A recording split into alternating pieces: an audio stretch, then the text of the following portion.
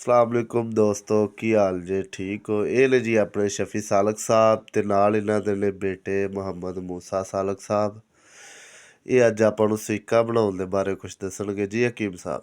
अस्सलाम वालेकुम। ਵਾਲੇਕੁਮ ਸਲਾਮ। सिक्का बनाने ਦਾ ਤਰੀਕਾ, ਸਿੱਕਾ ਕਾਇਮ ਕਰਨ ਦਾ ਤਰੀਕਾ। ਜੀ ਸਿੱਕਾ ਲੈ ਲਓ ਪਾਈਆ, ਜੀ ਉਹਨੂੰ ਅੱਕ ਦੀ ਜੜ ਨਾਲ ਕੁਸ਼ਤਾ ਕਰ ਦਿਓ, ਜੀ ਪੀਲੇ ਕਲਰ ਦਾ ਕੁਸ਼ਤਾ ਹੋ ਜਾਏਗਾ। ਜੀ ਉਸ ਤੋਂ ਬਾਅਦ ਉਹਨੂੰ ਇੰਜ ਕਰੋ ਵੀ ਪੀਲੇ ਰੰਗ ਦਾ ਜਦੋਂ ਬਿਲਕੁਲ ਕੁਸ਼ਤਾ ਹੋ ਜਾਏ, ਜੀ ਉਸ ਤੋਂ ਬਾਅਦ SS ਪਾਊਡਰ, ਜੀ ਜਿੱਥੋਂ ਡੰਗਰਾਂ ਦੀ ਦਵਾਈ ਮਿਲਦੀ ਆ ਨਾ, ਡੰਗਰਾਂ ਵਾਲੇ ਸਟੋਰ ਹੁੰਦਾ, ਜੀ ਜੀ ਉੱਥੋਂ ਮਿਲੇਗਾ SS ਪਾਊਡਰ। ਜੀ ਉਹ ਬਰਾਬਰ ਵਜਨ ਖਰਲ ਕਰ ਦੇਣਾ ਇਹਦੇ ਵਿੱਚ, ਠੀਕ ਖਰਲ ਕਰਕੇ ਤੇ ਉਹਨੂੰ ਬੰਦ ਕਰਕੇ 5-6 ਕਿਲੋ ਦੀ ਅੱਗ ਦੇ ਦਿਓ। ਜੀ ਸਿੱਕਾ ਪਹਿਲੋਂ ਕੁਸ਼ਤਾ ਹੋ ਗਿਆ, ਹੁਣ ਇੱਥੇ ਤੁਹਾਡਾ ਜਿੰਦਾ ਹੋ ਜਾਏਗਾ ਦੁਬਾਰਾ। ਠੀਕ ਸਿੱਕਾ ਸਾਫ਼ ਹੋਏਗਾ, ਕਾਇਮ ਹੋਏਗਾ, ਠੀਕ ਕਾਲੋ ਨਹੀਂ ਦੇਗਾ। ਠੀਕ ਲੱਠੇ ਦੇ ਕੱਪੜੇ ਤੇ ਵੀ ਮਾਰੋਗੇ ਤੇ ਸਿੱਕਾ ਕਾਲੋ ਨਹੀਂ ਦੇਗਾ। ਠੀਕ।